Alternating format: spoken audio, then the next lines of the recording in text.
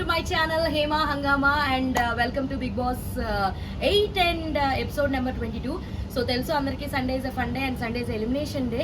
So నిన్న పెద్దగా చెప్పుకోవడానికి ఏం లేదు, ఆల్రెడీ ముందు రోజే మనం చెప్పేసుకోవడం జరిగింది. సో నిన్నంతా గేమ్స్ తోటి కండక్ట్ చేశారు. హార్ట్స్ ఎవరికి ఇస్తారు, ఎవరి హార్ట్ వెరగొట్టేస్తాడు అని ఒక గేమ్, మళ్ళీ పజిల్స్ తోటి పాటలు చెప్పాలి అండ్ సౌండ్స్ చేసి విన్ అయిన వాళ్ళు ఇలా 3-4 గేమ్లు పెట్టారు.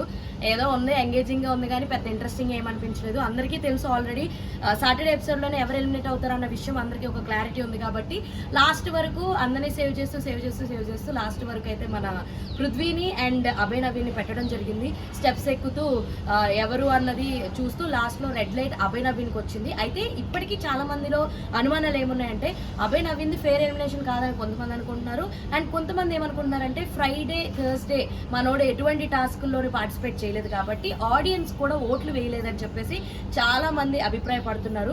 ఏది ఏమైనప్పటికీ కాస్త లైక్ ఫౌల్ ప్లే జరిగిందని చెప్పేసి అభయ్ నవీన్ ఫ్యాన్స్ అందరూ కూడా తీవ్రంగా అనుకుంటున్నారు. అంటే పృథ్వీ ఎన్నో డ్రాబ్యాక్స్ ఉన్నప్పటికీ కూడా స్టిల్ పృథ్వీని సేవ్ చేస్తున్నారు ఎందుకు అనే ఒక క్వశ్చన్ మార్క్ కూడా అందరిలోనే ఉందన్నమాట. సో ఏది ఏమైనప్పటికీ సండే ఎలిమినేషన్ అలా అయితే జరిగింది. సీత చాలా ఎమోషనల్ అయింది. అఫ్కోర్స్ మనం చూస్తున్నాం ఎవరైనా సరే సీత చాలా ఎమోషనల్ అవుతుంది. ఎందుకు అంటే వాళ్ళందరూ తనతో చాలా పర్సనల్గా కనెక్ట్ అయి ఉన్నారు కాబట్టి, వాళ్ళతోటి ఎక్కువ వంటలు అవన్నీ చేస్తుంది కాబట్టి సీతకు అంత ఎమోషన్ ఉంది. చాలా మంది ఫేక్గా ఏడుస్తుంది అది ఇది అనుకున్నారు, బట్ ఒరిజినల్ ఫ్యాక్ట్ ఇది.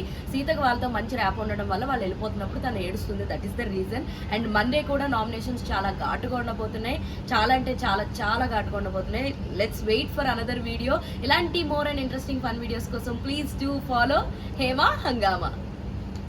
అరే చెప్పురా. అరే అదేరా ఇందాక చెప్పమని చెప్పే కదా. ఏది నీ అంకమ్మ ఫ్రెండ్స్ సబ్స్క్రైబ్ చేసుకోండి ఫ్రెండ్స్ కదా, మీరు కూడా సబ్స్క్రైబ్ చేసుకోండి. లేకపోతే